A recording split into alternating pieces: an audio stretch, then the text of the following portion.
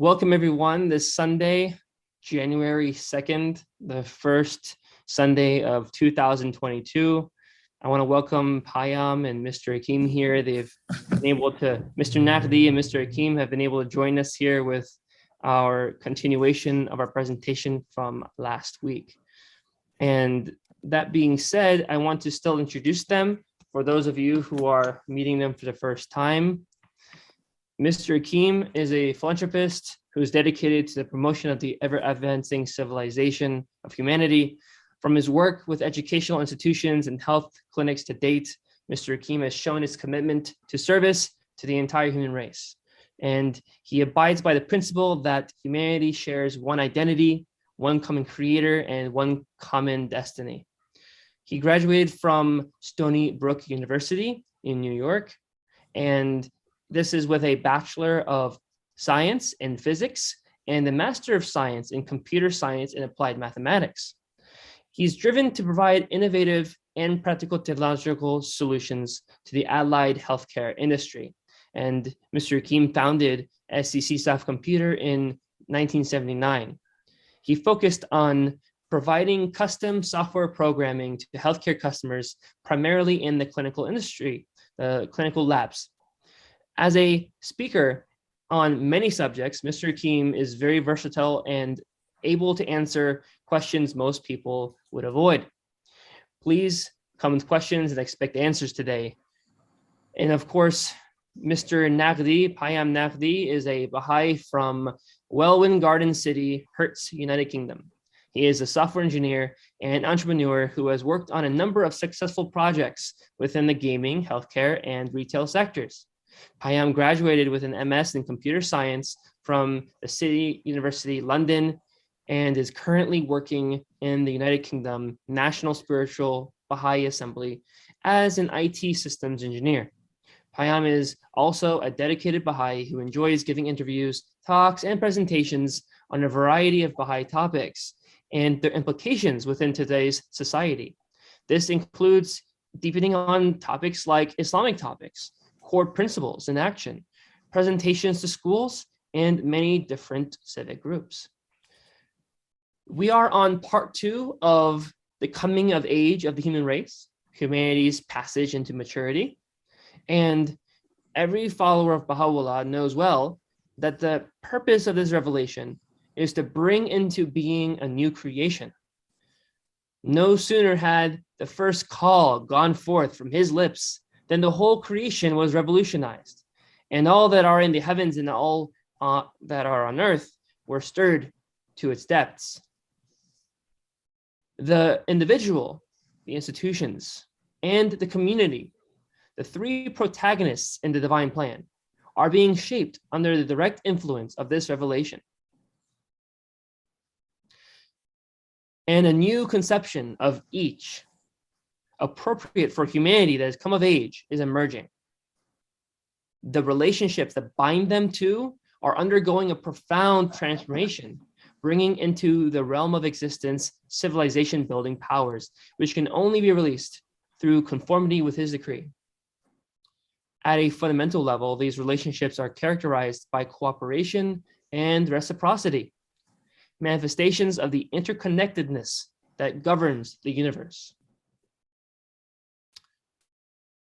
So it is that the individual, with no regard for personal benefits and selfish advantages, comes to see him or herself as one of the servants of God, the all-possessing, whose only desire is to carry out his laws. So it is that the friends come to recognize that wealth of sentiment, abundance of goodwill and effort are of little avail when their flow is not directed along proper channels. That the unfettered freedom of the individual should be tempered with mutual consultation and sacrifice, and that the spirit of initiative and enterprise should be reinforced by a deeper realization of the supreme necessity for concerted action and a fuller devotion to the common weal. And so it is that all come to discern with ease those areas of activity in which the individual can best exercise initiative and those which fall to the institutions alone. With heart and soul, The friends follow the directives of their institutions so that, as Abdul-Baha explains, things may be properly ordered and well arranged. This, of course, is not a blind obedience. It is an obedience that marks the emergence of a mature human race, which grasps the implications of a system as far-reaching as Baha'u'llah's New World Order. And this is citing the letter from 2010, December 28th, to the Conference of the Continental Boards of Counselors. And you can find this along with the presentation part 1 online on clearwaterbaha'is.org. That is again www.clearwaterbaha'is.org. With that being said, Mr. Akeem and Mr. Nagdi, welcome. So happy to have you. We hope that we can leave off this presentation where we left off last week and come to a better understanding of these subjects. Welcome. Thank you. Thanks, John. Thank you. So yeah, I guess last week we started looking at this idea of how humanity has reached an age, it's a very significant age of maturity. And so just maybe just to recap, I'll put one slide up, which kind of explains it to us. So if I just go ahead and present that. Oh, not this one.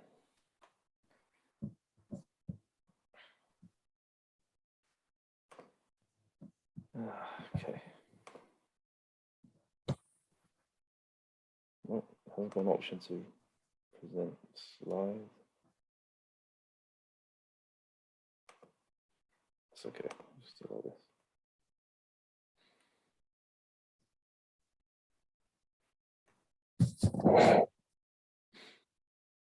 So this stage of humanity that we're in, the stage of adolescence now, is explained by the Guardian. Now the Baha'i is the idea that throughout history, the real message of God and evolution of humanity has gone through the stages of infancy and childhood. And now we're at the stage of what is known as adolescence or maturity. And this is a stage where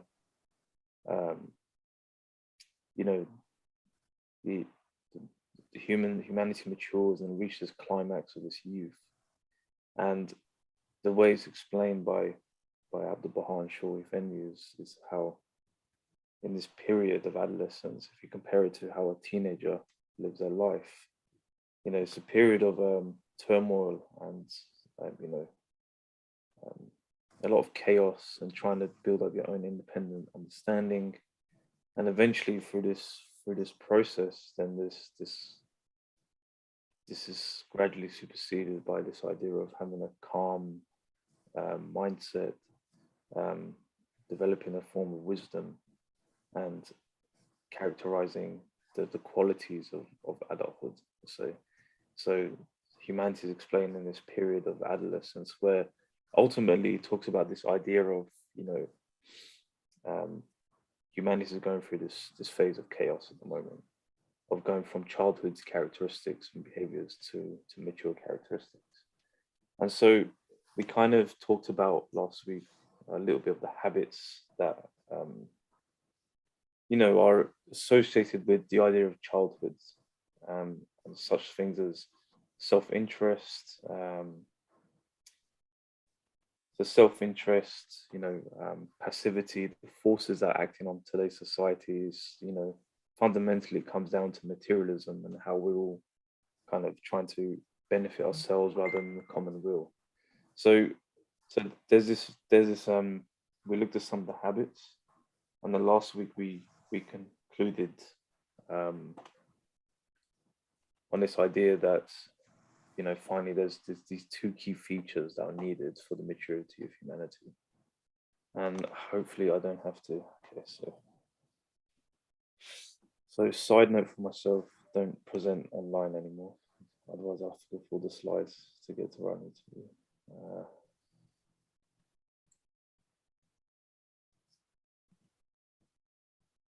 Actually,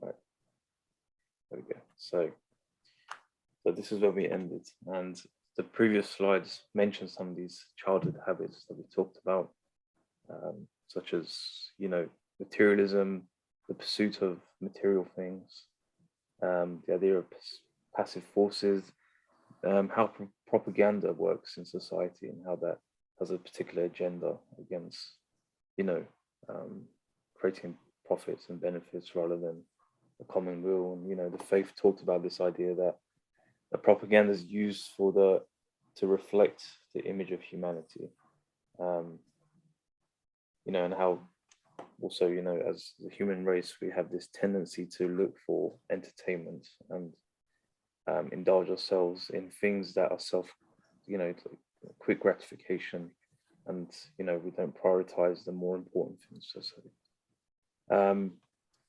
And so along with these habits, then, you know, the key traits that were kind of mentioned, you know, there's two key features that kind of tackles at a foundational level these kind of habits that were considered childhood behaviors and lead into this idea of maturity. And the first one is this idea of proclivity for thinking and acting in extremes.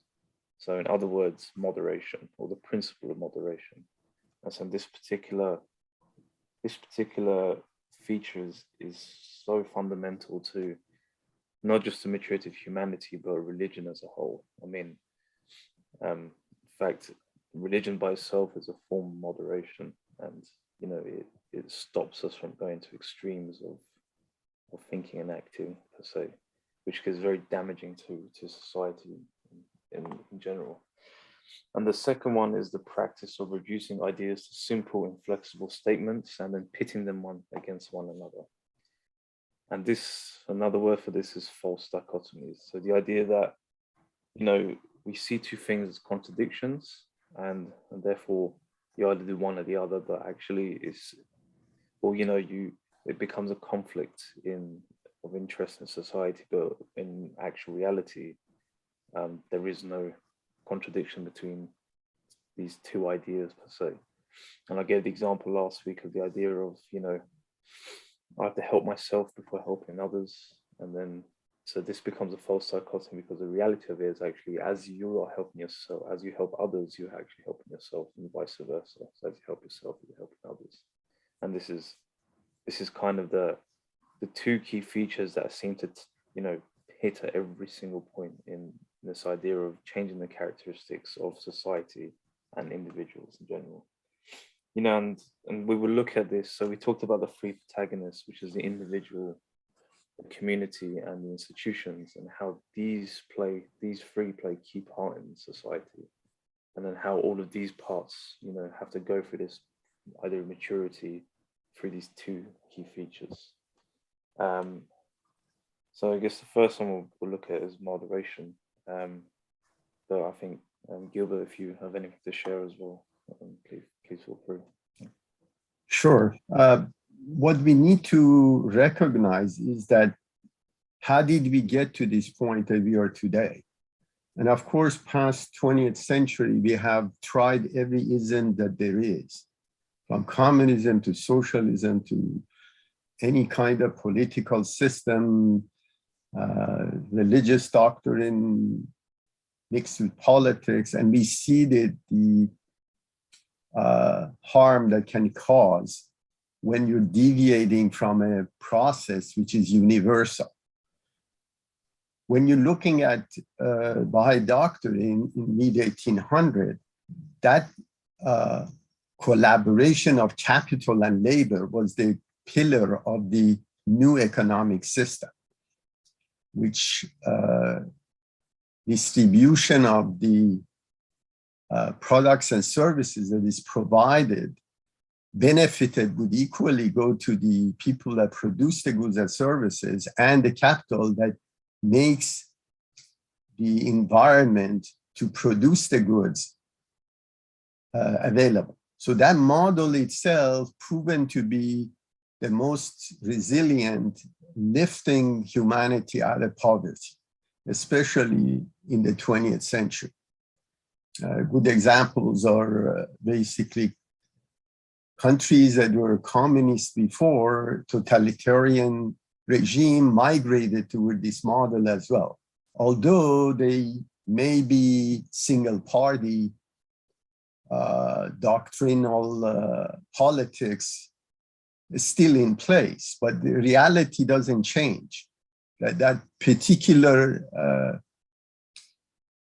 methodology that came from the last revelation is the basis of where we are today.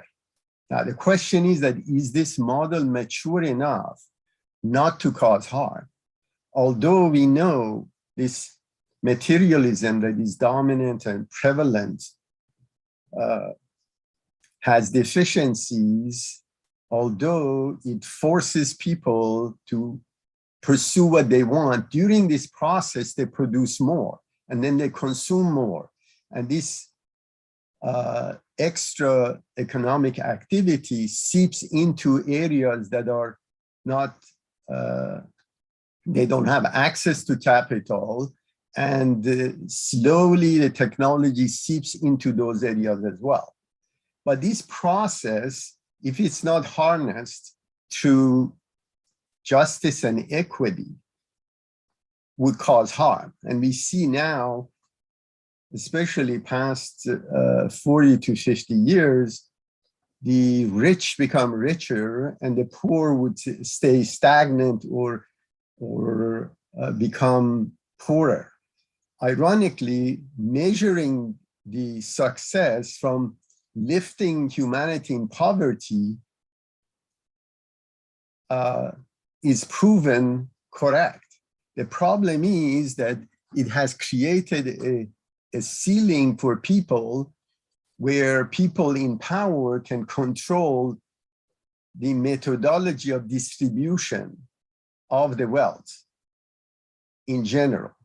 So this globalization that is on track created pockets of massive accumulation of wealth where the other areas are barely sustaining, although they're not in abject poverty that existed half a century ago. But they have reached a ceiling that their productivity, as it increases and put more efforts, they're not getting equal share of what they produce. So this inequity has occurred. And major reason for it is ethics has been taken away from this process of collaboration of the capital and the labor. So the question right now is that what is the regulator that allows this materialism that is creating health problems within society, environmental problems, psychological problems, and atrocities that occur, although legal, but the outcome would harm society as a whole. So there needs to be a regulation that regulates the activities and link it to the outcome and cost of those goods and services that are provided.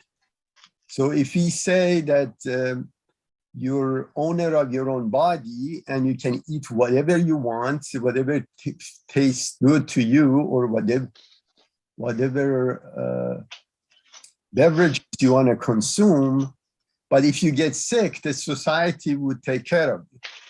Obviously, this model doesn't work very well, although it increases consumption, but eventually society is getting harmed.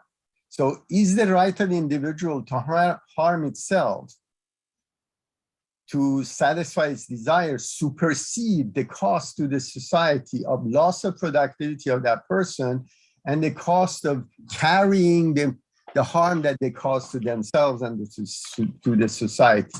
So now we come to a conclusion that although legally we're a custodian of our own body, but morally we're obligated to use this vessel as a tool to make society progress, and we cannot harm it.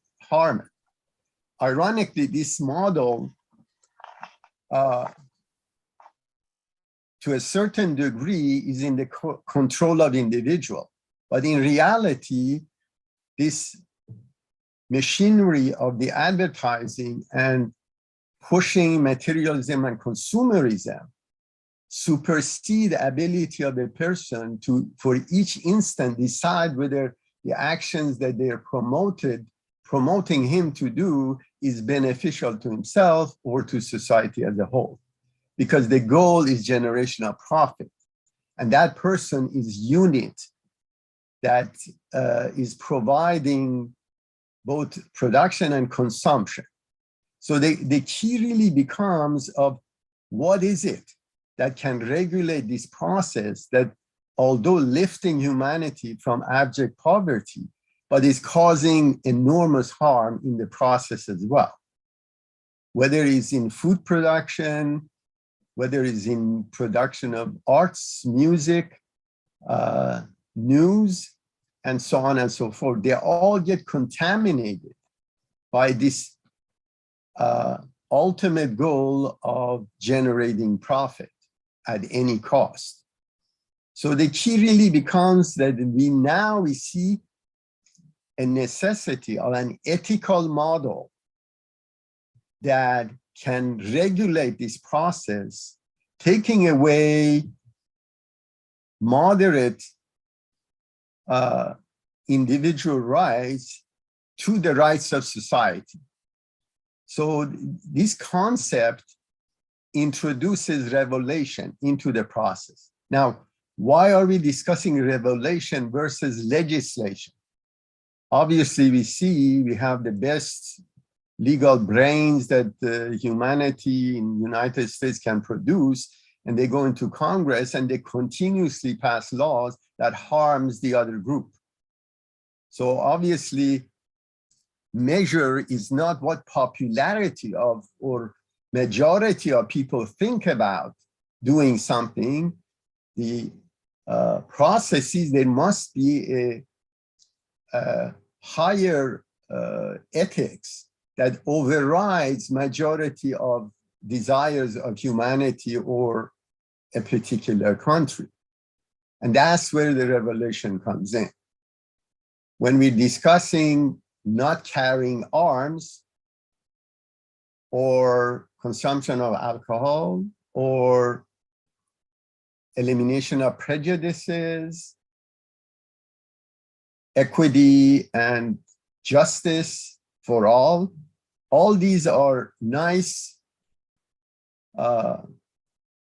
banners, people all agree and rail around it. The reality is, in practice, when those laws become law of the land and has to be executed, it falls into the hands that are uneducated to the extent of this ethics that we're discussing. And that ethics translate to the individual benefit, whether it's a person that is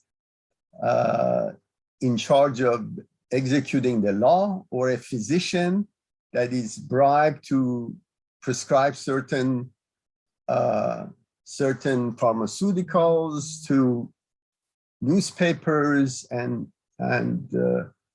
media that get funded to promote a certain narrative. So as you see that leaving to ourselves or leaving to majority of a certain aspects of any action does not yield the most efficient way of handling that issue or problem. And that's where the ethics and the new revelation comes in, to harness and moderate this ability for people unintentionally or intentionally harming each other or harming society. And that's really the key necessity of the revelation itself. Go ahead. Thank you, Gilbert. Yeah, that's a really important point, actually, since in the next slide. So we're going to dive a bit more into moderation. So, you know, the idea is that a mature humanity will actually have this ability to master, you know, moderation. You know, the two quotes from the faith writings that you show us, Bahá'u'lláh says, "In all matters, moderation is desirable. If a thing is carried to excess, it will prove to be a source of evil." And this one is what Gilbert was touching on, the idea that revelation itself gives us this moderation, where Bahá'u'lláh says, "Lament not in your hours of trial, neither rejoice therein. Seek ye the middle way, which is remembrance of me in your afflictions, and reflection over that which may befall you in the future.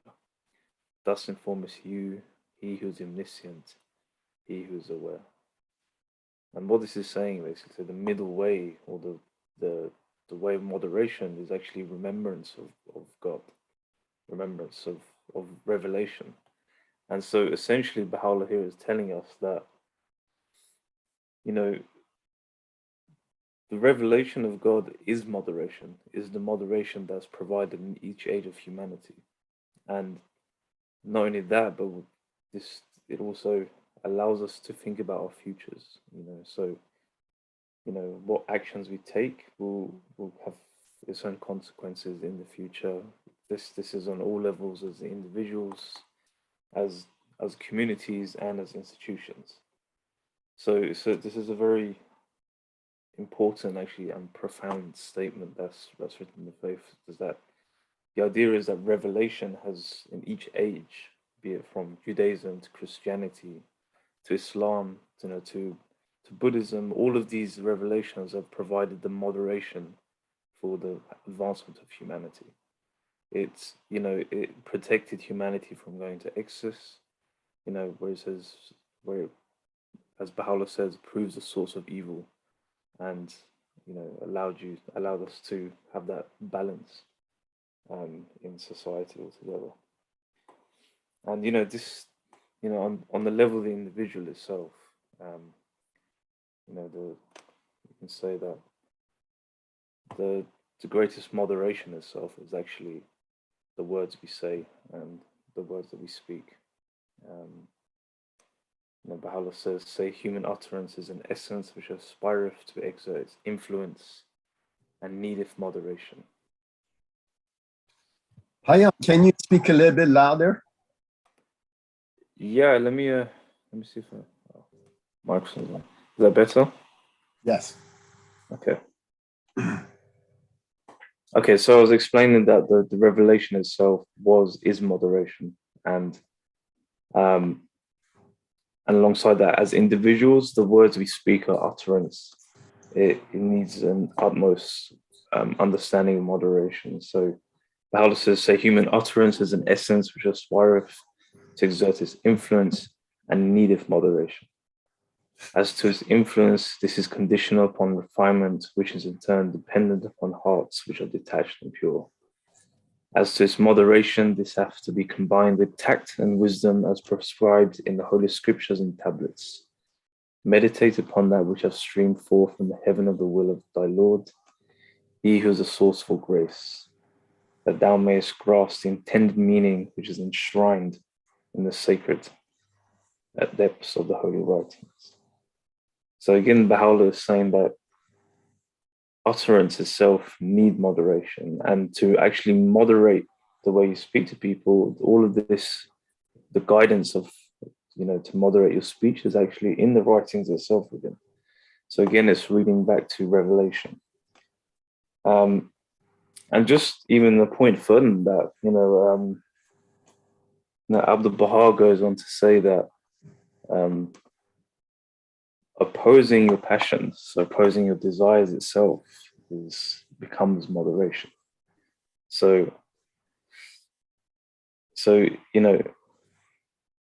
it's a very easy phrase, as Abdul says, it's deceptively easy. It's all-inclusive phase. And it's to do with, the character of humanity. And, essentially what Abdul Baha is saying is that,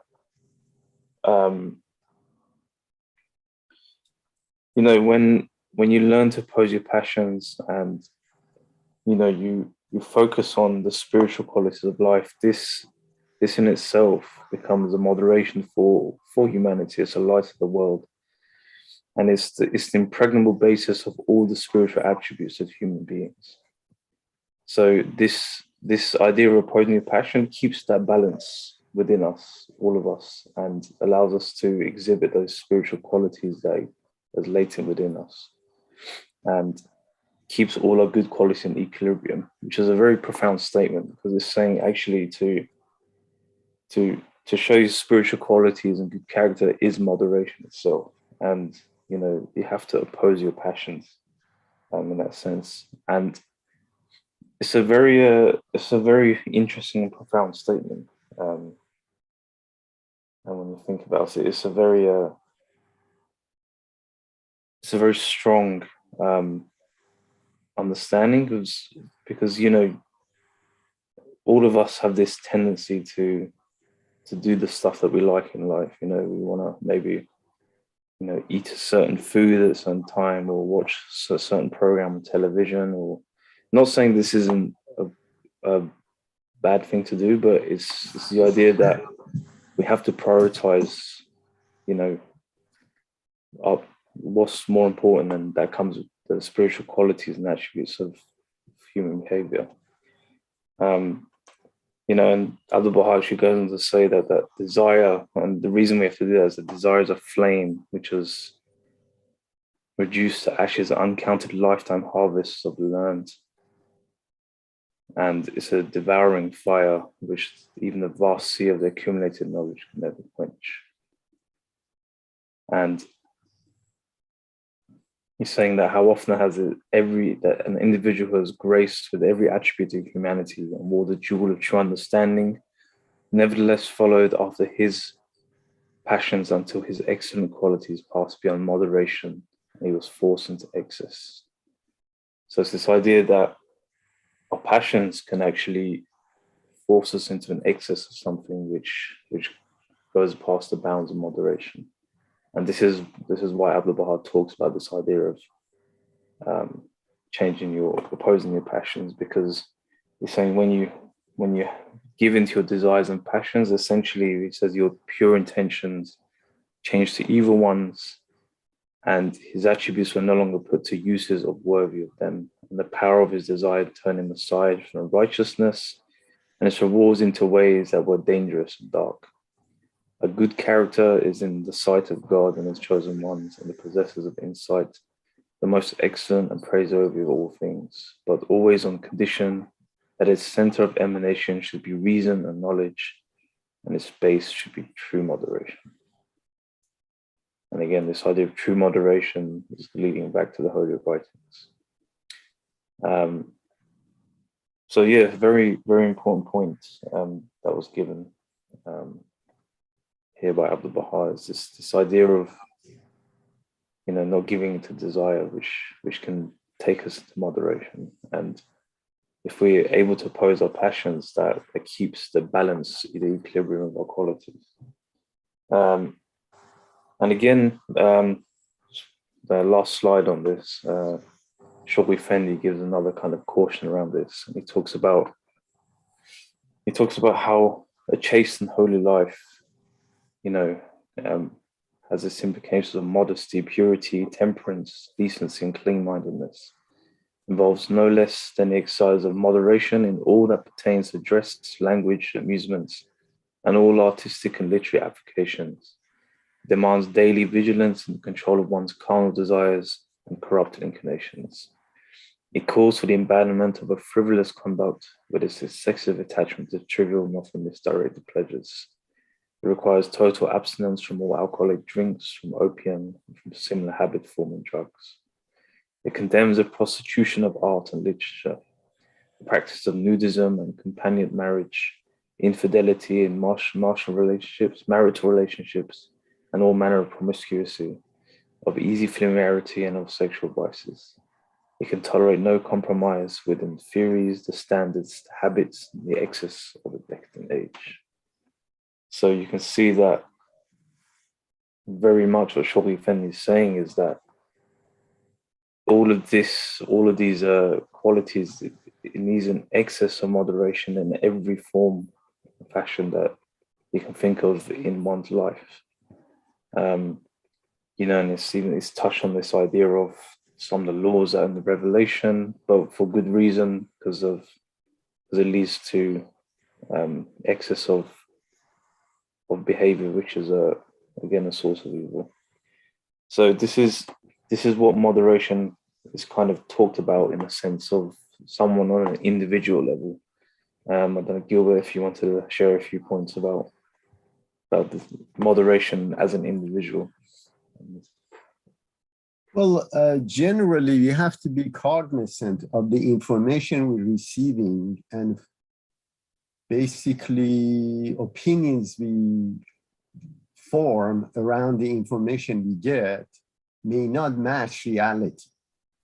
And this is common because of the power of the advertising and groups that have inherent benefit of promoting a particular basically venue to benefit themselves, although on surface it may appear to be they're benevolent and they're watching for the humanity's interest.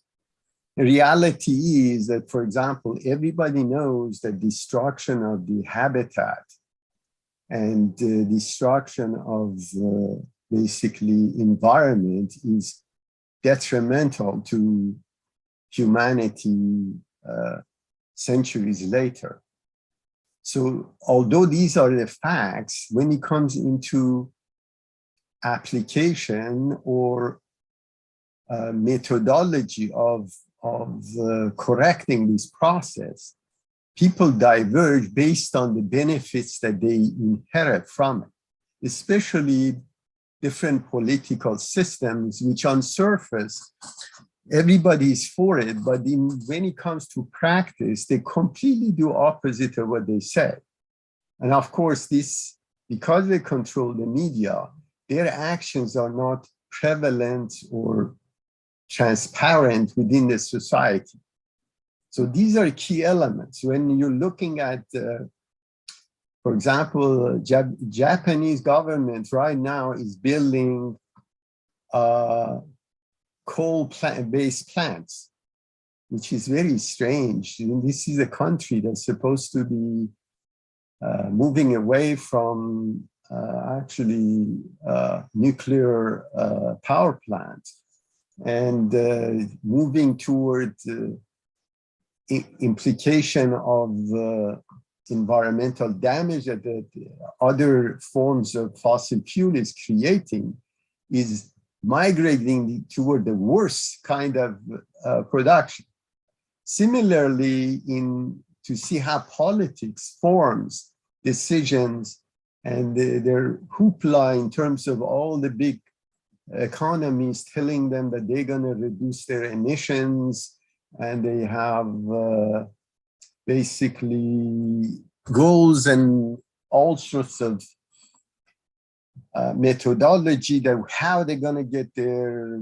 But when you look under the hood and see how politics implicates this process, and what are the consequences of even these political mishaps because of and not looking at the practical method of how to get from where we are, which is in need of energy, continuously evolving to pull humanity out of poverty, as well as using the process to make sure we do least amount of damage to the environment.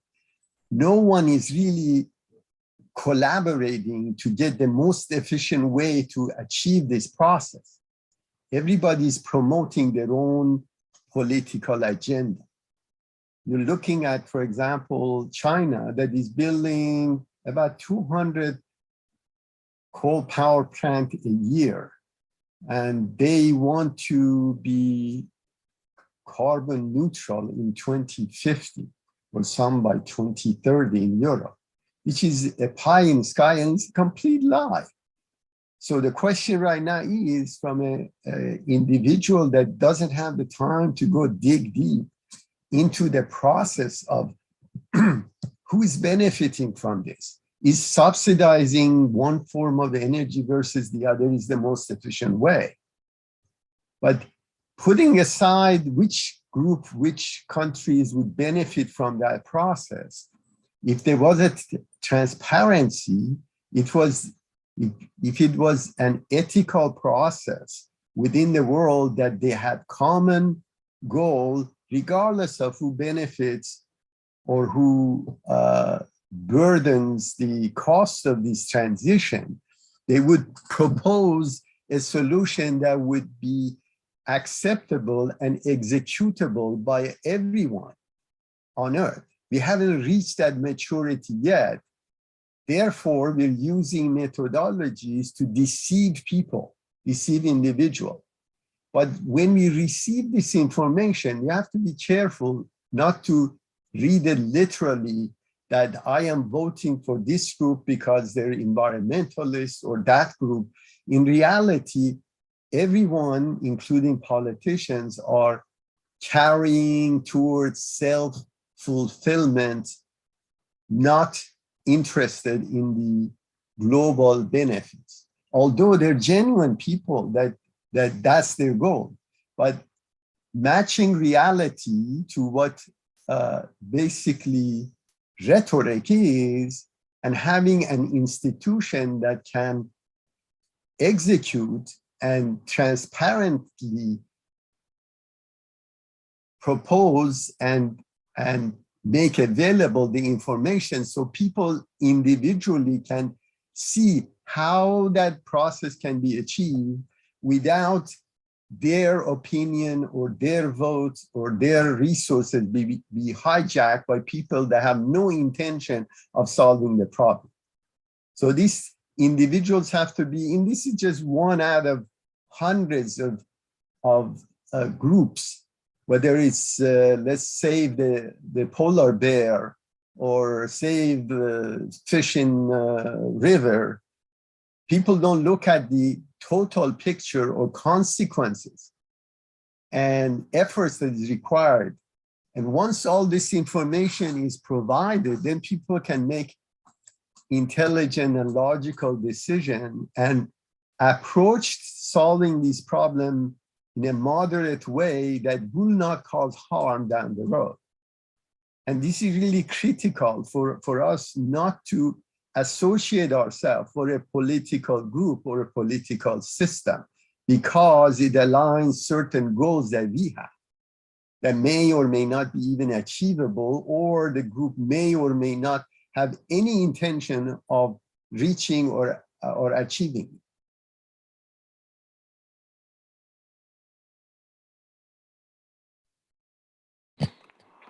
Yeah, thank you. Some really good points there, actually. And it's actually, so this idea that we need to work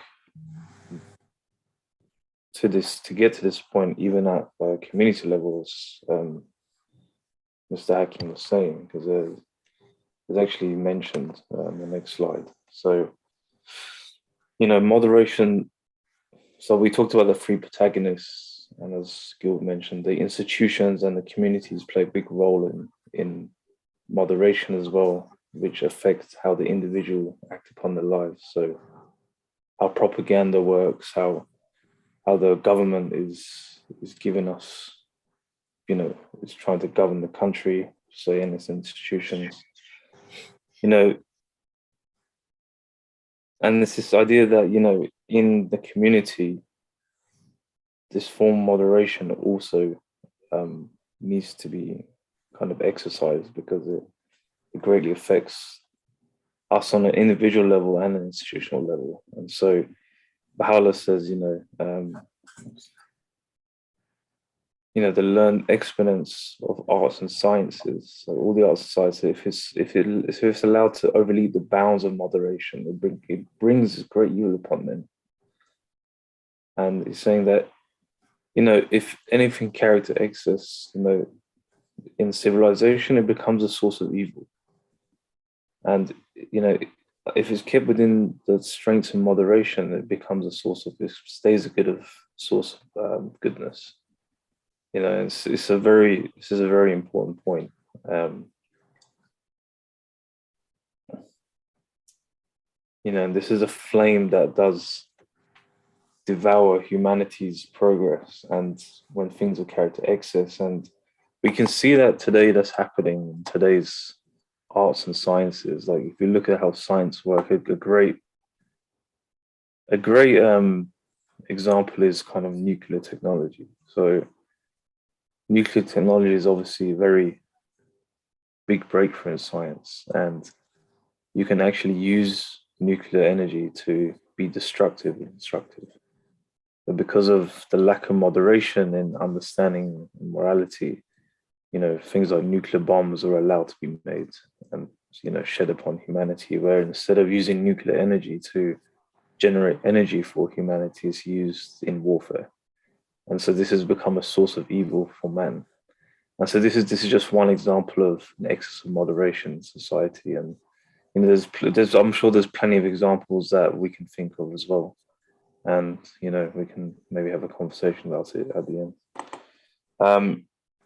So yeah, and, you know, this leads us into the last protagonist, which is the institutions. So moderation also is a key point in kind of dealing with institutions. And, you know, Abdu'l-Baha kind of talks about how this concept of moderation should be kind of ingrained in the way institutions are run. And Mr. Hakim touched on these a little bit. And says, Abdu'l-Baha says, for all the wealth, power, and commerce industry are concentrated in the hands of a few, while all others toil under the burdens of endless hardship. Difficulties are bereft of the advantages and benefits, and they remain deprived of comfort and peace. And so therefore one must enact such laws and regulations that will moderate the excessive fortunes of a few and meet the basic needs of a myriad millions of the poor, that a degree of moderation may be achieved. So it's this idea that at the moment in the current society, the way things are run, many of the industries are in the hands of a few individuals, and it still is, and we're still at that stage. You know, when we can consider humanity coming to a mature state is when we start seeing that some of this power is dispersed among everyone. You know, the laws and regulations will come to place that will moderate the way money is spent around the globe. You know, and you know, meet the basic needs of the, you know, of everyone. Because in this day and age, we still have people that live in absolute poverty, and it's very, you know, eye-opening that in a day of such technology and the way that we've advanced, the way that there are still so much poverty in the world, and then you have these billionaires at the top that are worrying about going to space instead of thinking about, you know, what they can do to stop world hunger or what they can do to provide homes for everyone. So, you know, these kind of things, they need to really find a balance. And, you know, this is a very important point that Abdu'l-Baha brought up. However, he does come across a very important point where he says that, you know, absolute equality is still not as tenable. For like complete equality in wealth, power, commerce, at all the industries, agricultures, would actually result in some form of chaos and disorder. It will disrupt, you know, livelihoods. You know, creates discontent, and it stops the order, like the order of society generally. And, you know, it's so there has to be, even equality is not that moderation. The idea is that there has to be equity in society.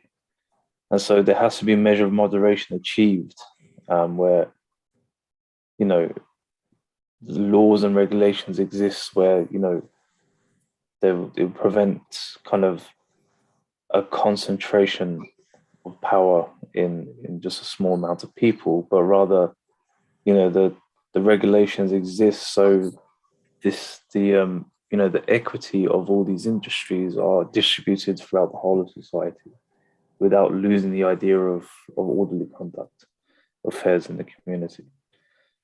And so, yeah, so this idea of everyone being equal and, you know, having equal share in power and everything, it's still very problematic. There still needs to be a system in place where, you know, laws are enacted and regulations are put in place. So there is some kind of order in society, and this is known as equity rather than equality. And so this is a very profound statement that Abu Bahá'u'lláh actually brought in as well. So it says this is quite an important factor in this idea of moderation. Mr. Hakim, did you want to share anything about this? Sure. We just need to mention, first of all, this equality has to be defined as equality of access. This doesn't mean that the equality of distribution of wealth. These are, again, major differentiation in the doctrine of Baha'i religion, where through taxation, you can moderate growth of capital and provide a safety net for people that cannot produce or fend for themselves. This doesn't mean that there is an authoritarian process that dictates what the production of each individual person is going to be or what their consumption would be. And this ideology of basically socialism has been, for past few decades, has become very popular without people even understanding what socialism is and what equality means in general. So unfortunately, this process has seeped into our educational system, even to the level of a high school. There is no free lunch anywhere. Goods and services are produced by people.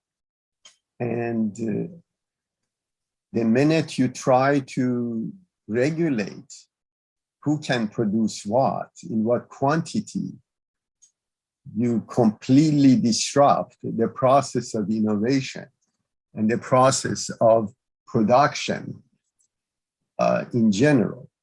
Bahá'u'lláh mentions that goods and services should be produced anywhere in the world that is least expensive to produce. So this issue regarding basically process of today, where we say capitalism makes the best survive, and through competition, we can create the best product, which is really not true. Because reality is that people that have extra resources can sell their goods and services at below cost and wipe out the legitimate providers of those services, which are better and more efficient. So this issue regarding basically ethics within the economic system or free enterprise is the pillar of the Baha'i religion. Now, to the degree that even Abdul-Baha mentions that it's one of the basic jobs of the government is to produce work for people that can work. So this is really very important from that aspect. That means that in no circumstances, government is in charge of freely distributing basically resources to people without them doing any effort or produce for what they're receiving. So this process of popularity, especially between youth regarding socialism, quote unquote, is completely in the face of the Baha'i religion. So when you're looking at the minimum sustenance for everyone, it sounds very good. That means that whether you work or you didn't work, you should receive compensation to have the minimum standard of life. And this is completely contrary to nature of humans. And any methodology that goes against the human nature would fail and has failed before. So although the idea sounds very good, and some countries that are super rich and have sovereign wealth may apply it, but it's not a common practice and it's not practicable to use those methodologies in general. So as we see here, is revelation is the yardstick that tells us what should or should not be done, because they predict the outcome of it without going through that experimentation process that we have been doing since mid-1800s. And we violated almost every edict or efficient cause or Holy Spirit that came from Baha'i religion. And eventually, through trial and error, humanity, with massive suffering, adjusted itself to those doctrines.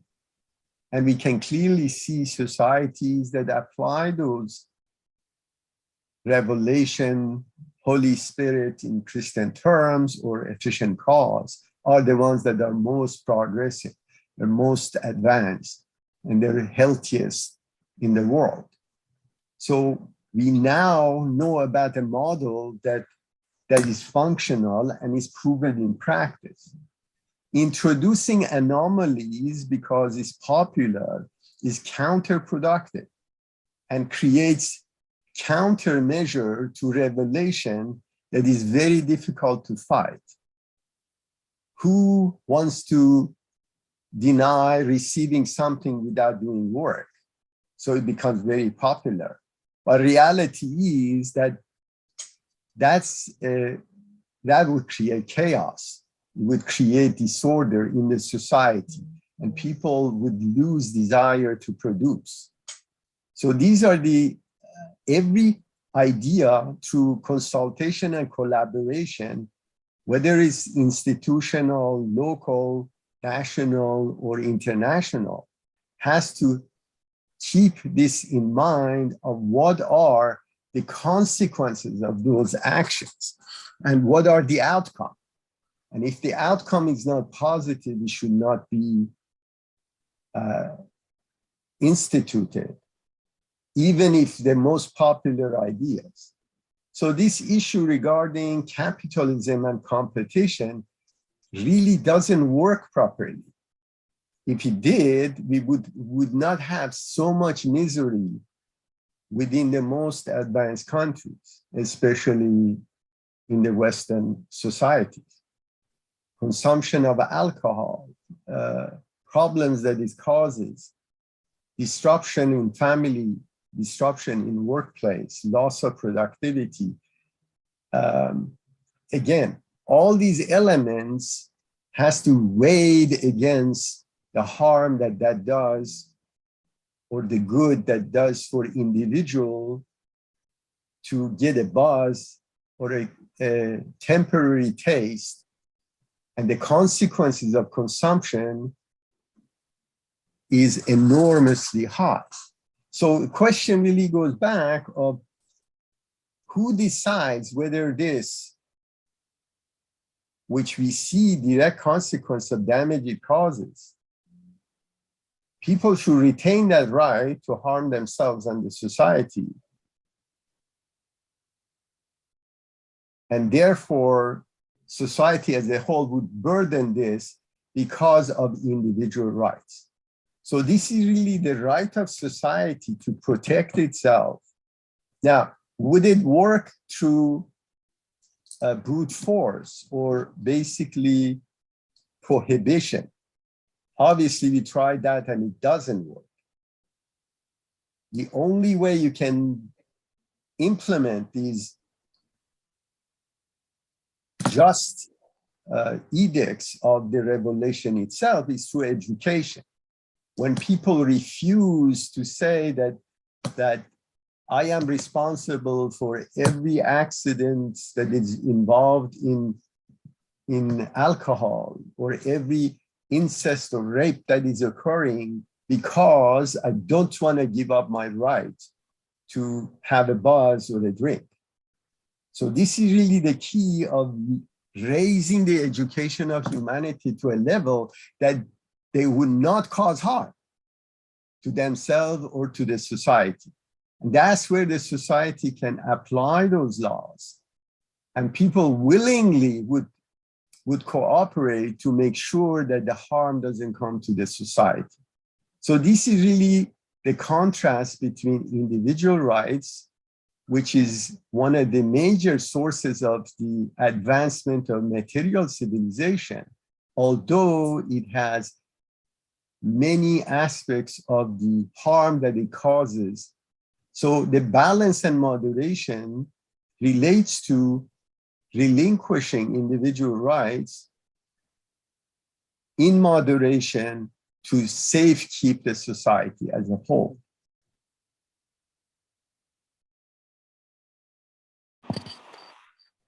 Thank you, Mr. Hakim. Yeah, some very important points there.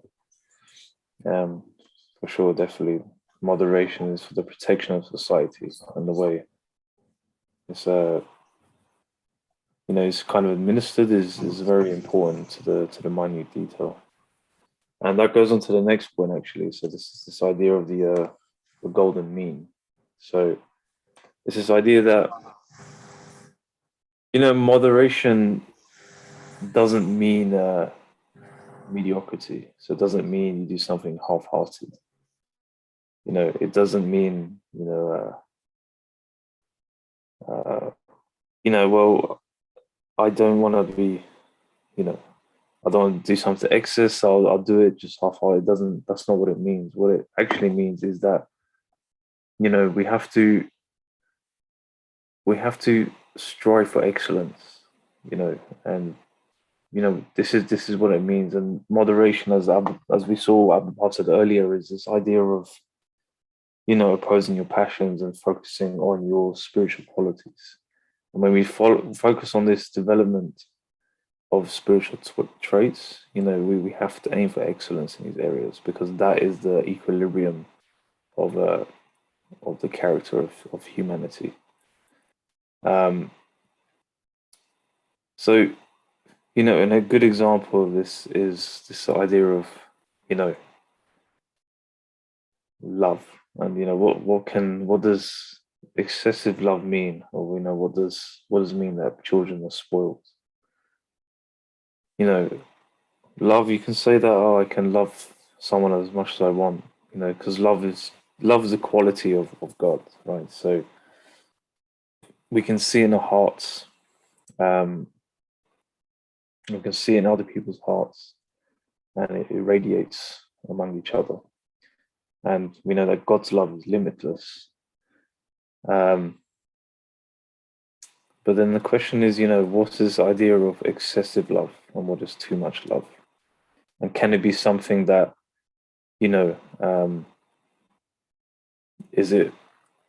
can we say it's something that's, a kind of love that's lost its purity, that's been maybe intertwined with other impulses, such as being possessive, or the desire to be desired? And you could say that even though this love, it could be pure, like the love for your children, you could end up being possessive over your children, or you could end up, having this desire to be desired.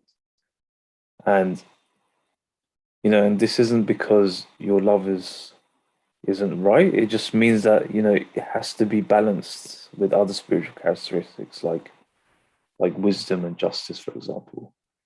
And this is one example of, when we talk about moderation and striving for excellence, if you love someone or something, you don't do love half-hearted. You don't say, okay, I love this person, let me shower my love on them, or in whatever way. You have to balance it and strive that this love is balanced with other spiritual qualities. Like, how can I express my love to someone in the best way without them feeling over possessed, or is there a sense of justice?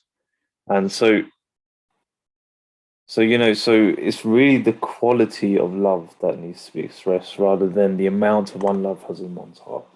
So how can you improve the quality of your character? How can you improve the quality of love for a family member or your children, for example?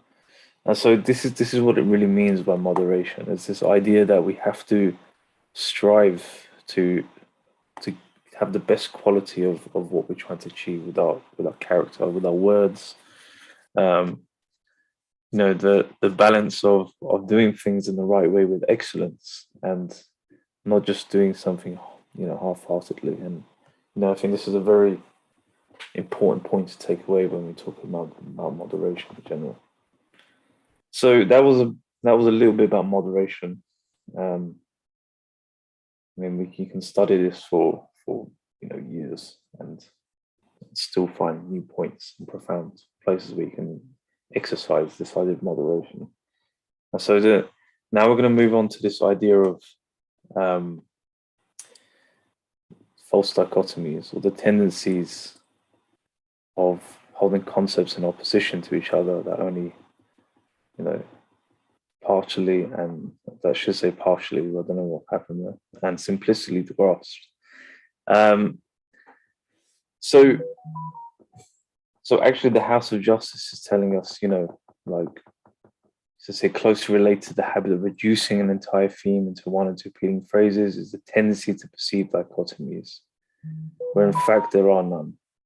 It is essential that ideas forming a part of a cohesive whole not be held in opposition to one another.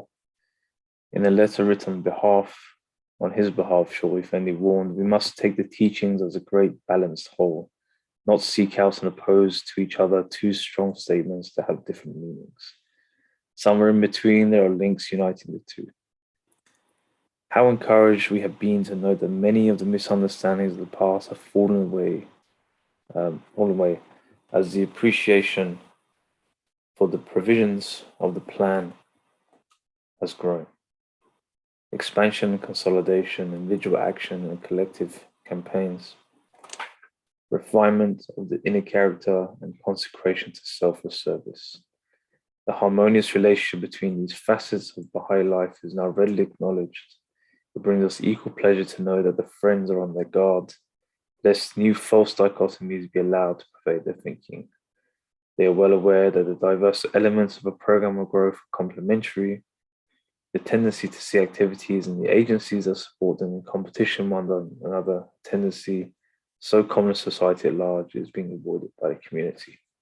So again, this is also apparent in Baha'i life, for example, that we can see false dichotomies in the way that we serve, or the way that we think society should be built upon. And so this is another key point to developing the maturity of humanity, because these false dichotomies exist in all parts of communities. Now, that's not to say that opposites don't exist. There is opposites. The idea of this idea that there are opposites, such as kind of good and bad. Like there's a tyranny, for example, with oppression and peace, and all these ideas that this concept of opposites does take place in society. But the idea of false dichotomies is that we actually see things as opposites when they're actually not, because we're led to believe that there's opposites everywhere, we might end up making up false opposites, and there actually leads to this idea of misunderstanding and continuous disputes. I gave an example of helping yourself before helping others earlier, but another one given here is the heart and the mind.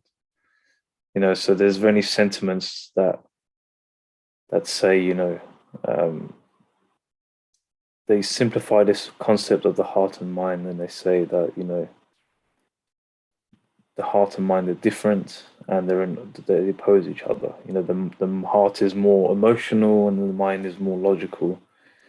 But this concept is because actually a false dichotomy, and it makes you wonder where these kind of concepts come from. Because in reality, the heart and mind doesn't have any conflict. There's no conflict between the highest human emotions and the most rigorous discipline of a well-trained mind. And actually they complement each other. So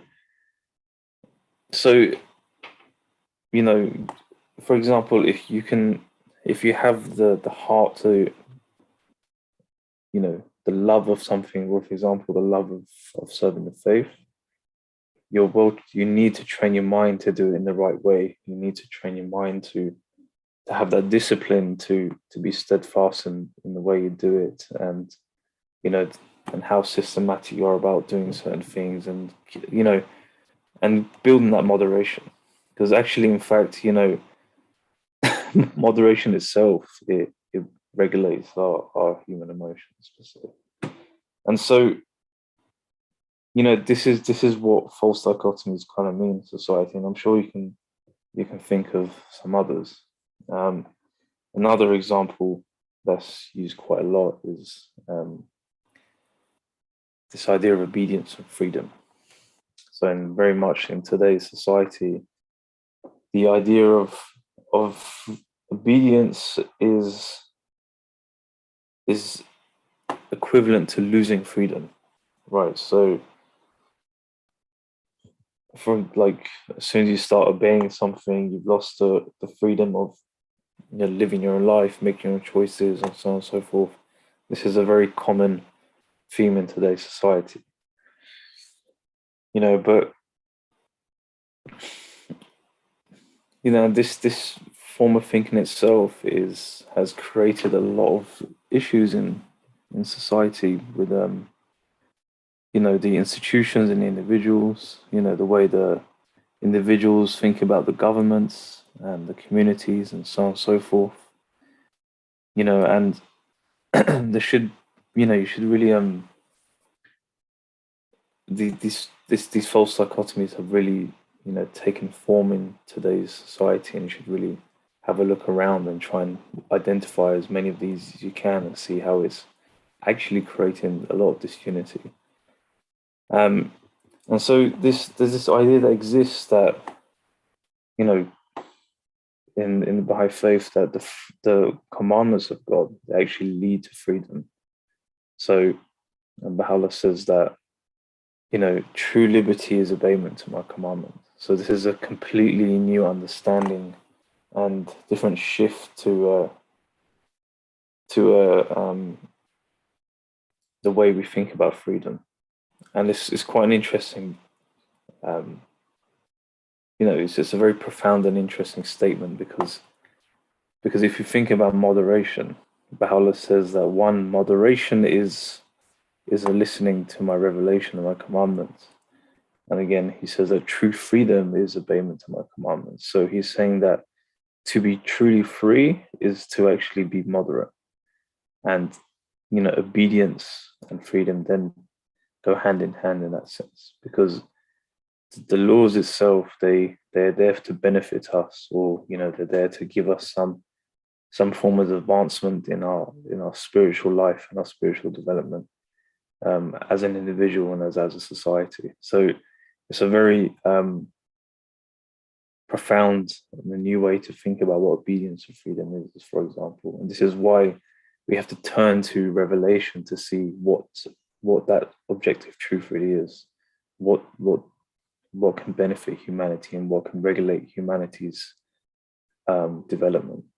And you can see this is an example of how revelation has provided us an answer to develop this form of mature thinking, which is a very beautiful thing. And Bahá'u'lláh also talked about this to all the rulers and kings.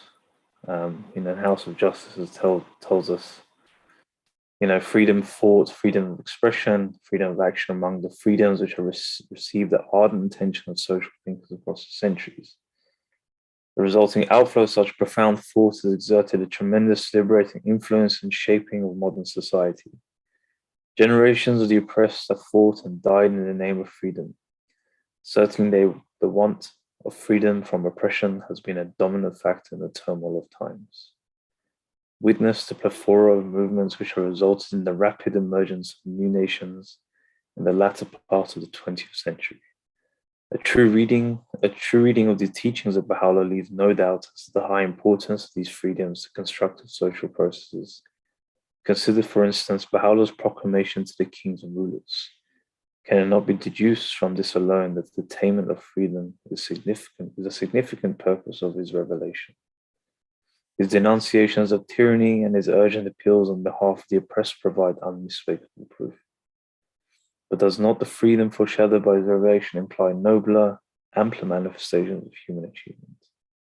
Does not indicate an organic relationship between the internal and external realities of man, such as not yet been attained?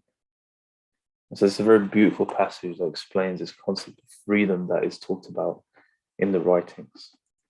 And this is something that Bahá'u'lláh proclaimed to all the kings and rulers while he traveled through Turkey and the Ottoman Empire at that time. And so, again, it can become back again to moderation in all things. And Shoghi Effendi says, moderation in all things, be it liberty, civilization, like passive, beyond the limits of moderation, must exercise a pernicious influence upon men. And that this idea has, this idea of excess and the idea of false dichotomies has greatly perturbed and alarmed the peoples of the world, and Carey predicts that is approaching the flame of the civilization, carried in excess of devour the cities, and we read that earlier. So just one more slide on liberty, and then we can go to Mr. Hakim, because I'm sure he has a few points on this as well. And Bahá'u'lláh kind of expands on this, and he says that the embodiment of liberty and its symbol is the animal, and it's liberty that causeth man to overstep the bounds of propriety and to infringe on the dignity of his station. That true liberty consisteth in man's submission unto my commandments. And he actually says he approves of liberty in circumstances and refuses to sanction others. But Bahá'u'llah's given us assurance that if we were to observe what revelation has given us, the heaven of revelation, we would attain unto perfect liberty. And we have to protect it. We have to adhere to it and be vouchsafe unto it, and then that's when true liberty comes. So, this idea of the revelation of God, it nullifies these false dichotomies, and in fact, it keeps us in moderation, as I mentioned again here. This idea of liberty, that's what we consider physical liberty, we'll say like material liberty, makes us overstep the bounds of propriety, whereas this spiritual liberty, or this true liberty that Bahá'u'lláh talks about, is to adhere to the commandments of revelation.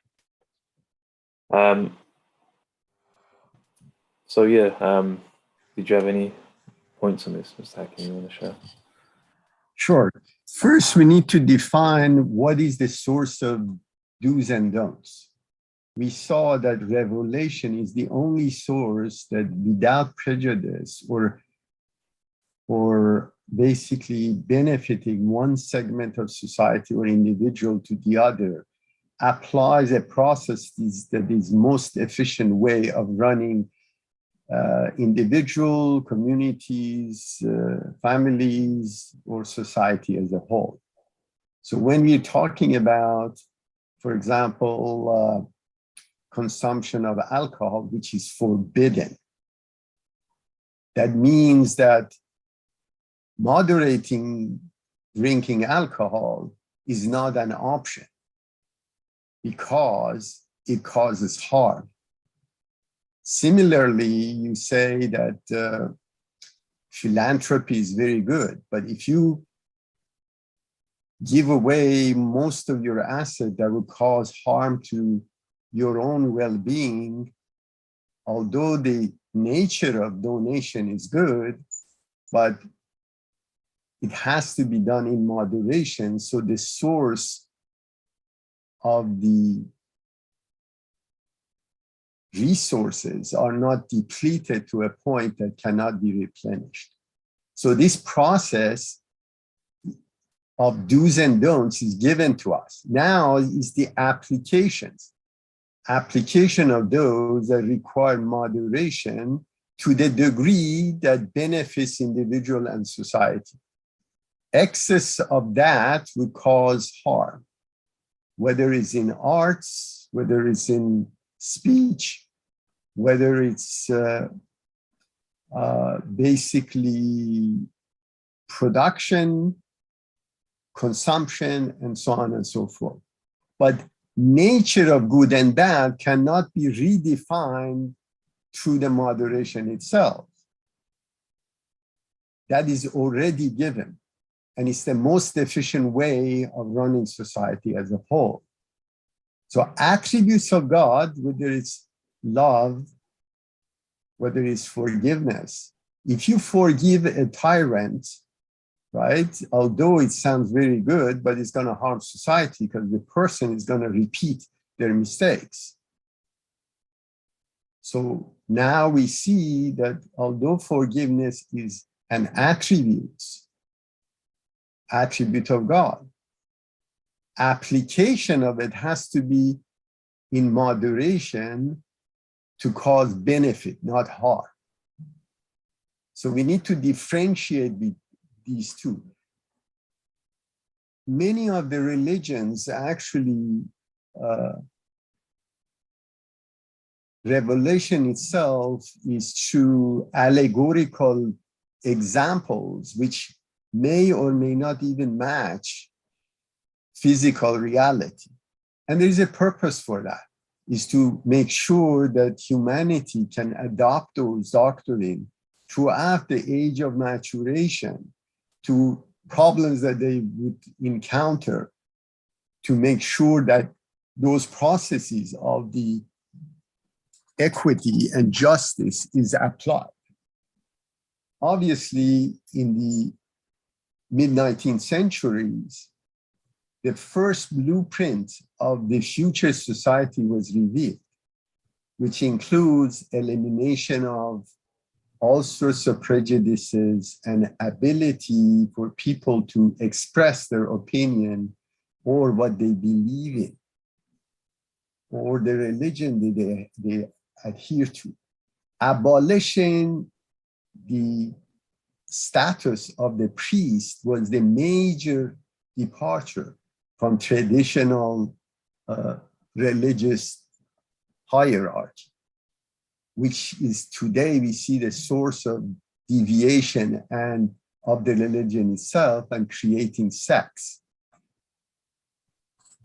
The second area is this toleration and basically elimination of this issue regarding infidel, whether someone, because they have a different opinion, they're lower human in the eyes of God or adherents of one philosophy or religion. So these are key elements, prerequisite for a Baha'i doctrine to become prevalent within the world. And we're moving toward that direction regardless, not because we like to or we understand revelation. It's because we're forced to, because that's the most efficient way of conducting affairs of the humanity in general. But this issue of moderation should not be mixed with the Holy Spirit, which each individual edict or axiom or law is most efficient within its own context. Application of that law requires moderation to make sure it doesn't cause harm. And ironically, those attributes of God is common across all religions. They promote the same process. Of course, during limitations of prior ages, certain of those laws are abolished and impractical to use today, but it was relevant up to mid-1800s. And this is really the contrast we need to be careful in terms of we're not the judge of what is good or bad. And the revelation is the yardstick. I think we're getting to the end of the presentation, and we need to wrap up. And if there's some questions, maybe we can answer some. Yeah, so I've actually come to the last slides. So this is just a summary of what we talked about. Last week so this concept discussion we had this week on the principle of moderation and false dichotomies.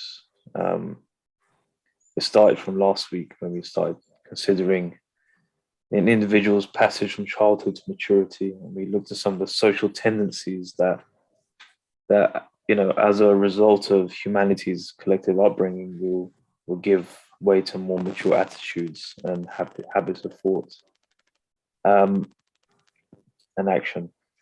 And so we saw that while today's society encourages self-interest and promotes a false sense of liberty, like we can see in the future, we can envisage a mature humanity which will seek to order its affairs, and dictates according to the selflessness and submission to God's will.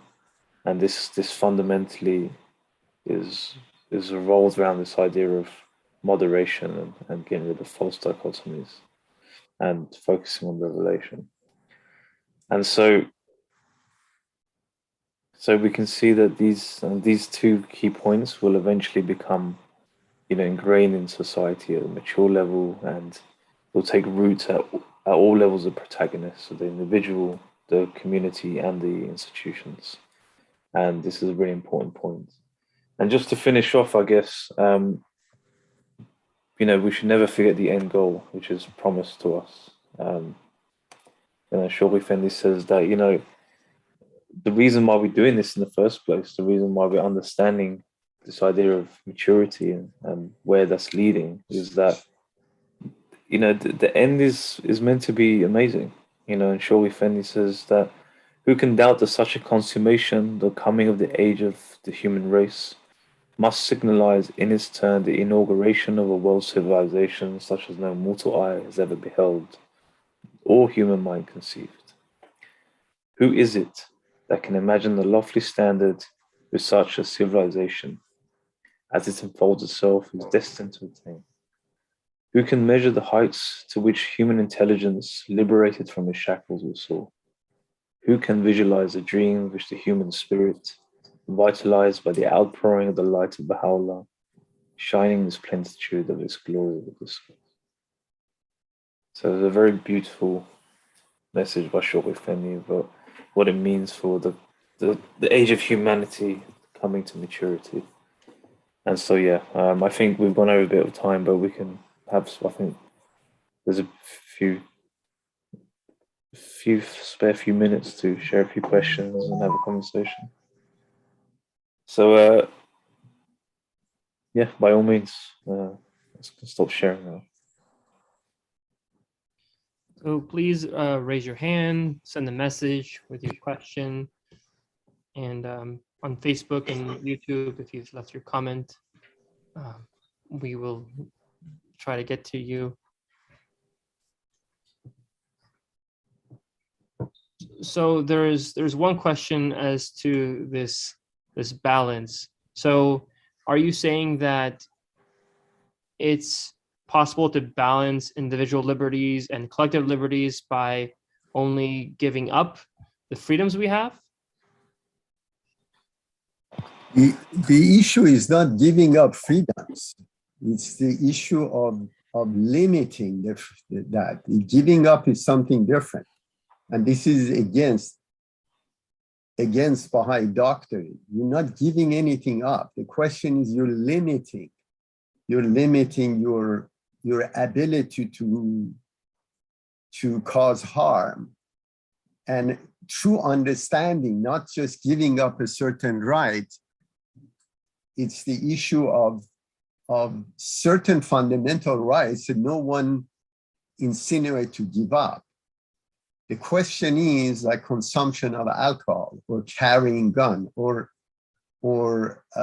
abortion, for example. These are examples that although from a legal perspective, it's allowed in the society we live in, but in reality, they cause harm to the society.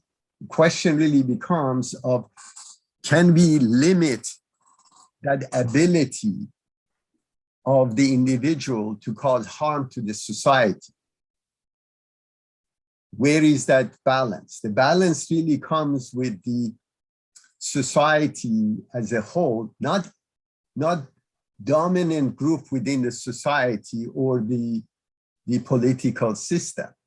It's the ethics that is behind it. So we need to develop that moral ethics that is universal and adhere to a true education of individuals. And that's how you can achieve.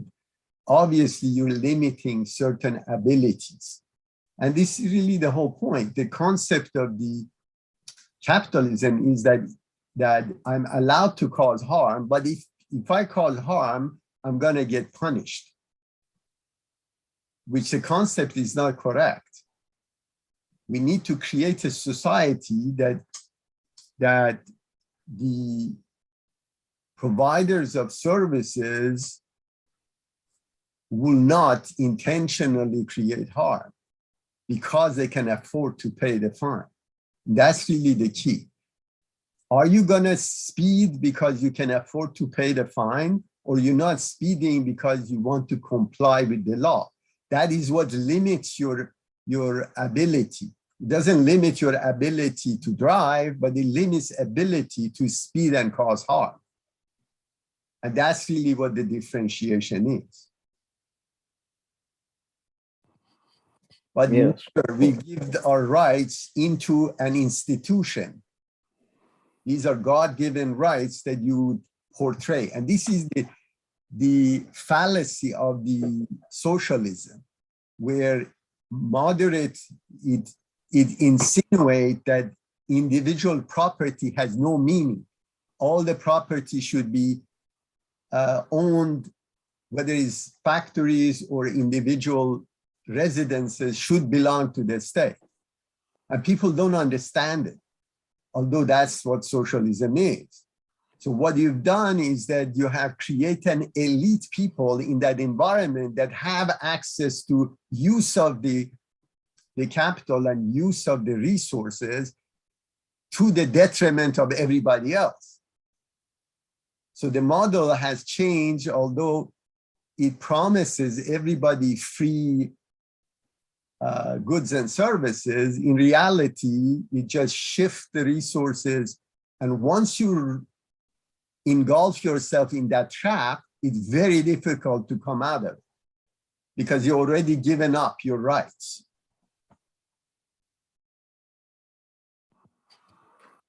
Yeah, just to add to that, in terms of how freedom is perceived, I guess in the future, there's a very interesting statement by Bahá'u'lláh. It says that in the future,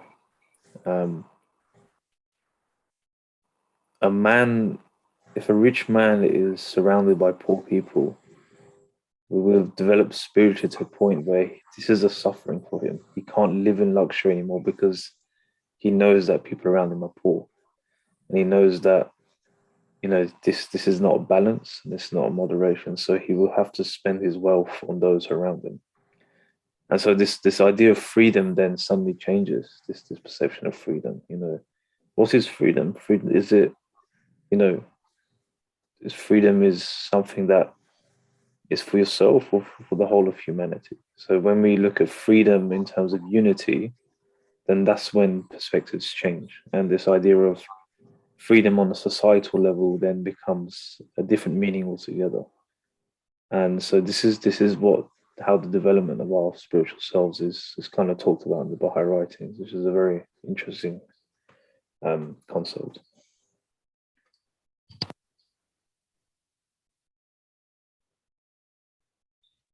Thank you for mentioning that. I think that the answers you've given are hopefully thorough enough. If there's questions that need more elaboration, we welcome it. If anyone has any more to ask, I've checked on Facebook and YouTube. I have not seen questions today at this very moment. But there is this point that if you're interested in viewing this PowerPoint and you want to see the materials that we've used, we'll have it available on www.clearwaterbaha'is.org. That is Clearwater, one word, Baha'is, all part of one word for the URL, BAHAIS, clearwaterbaha'is.org.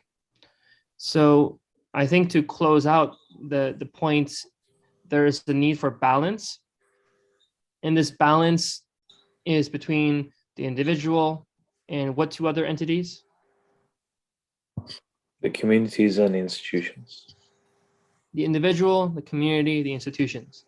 And this balance is one that is made possible by a consciousness of its need and how to do it. Not per se regulatory environment, but people being motivated to do it, right?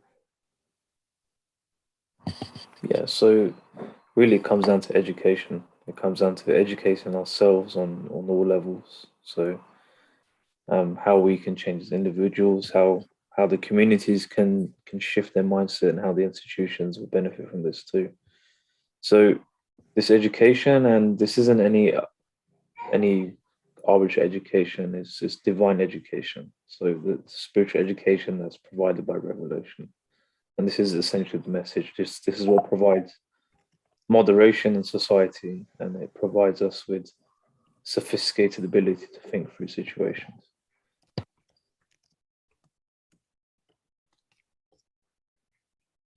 Thank you for that. And Jeremiah has posted up a link actually where he says all materials and videos are available at www.clearwaterbaha'is.org and /online-classes. So clearwaterbaha'is.org/online-classes. So that's the direct place to get it all. So thank you, Mr. Nagdi and Mr. Hakim, so much for joining us for this presentation. It's been definitely a needed presentation, as I don't see material talking about the individual, the community, and institutions very much in a positive light nowadays. Usually we're questioning our institutions and individuals and communities. So it's nice that we have something that's a little more elevated, trying to encourage this cooperation rather than just a sense of suspicion, which is all too pervasive nowadays. So thank you so much for this uplifting, this positive presentation, providing some means for us to go somewhere a little more positive. And we hope that you can be available sometime soon to have another presentation like this. There's a lot of discovery to do. Thank you for having us, and thank you to the host. Thank you.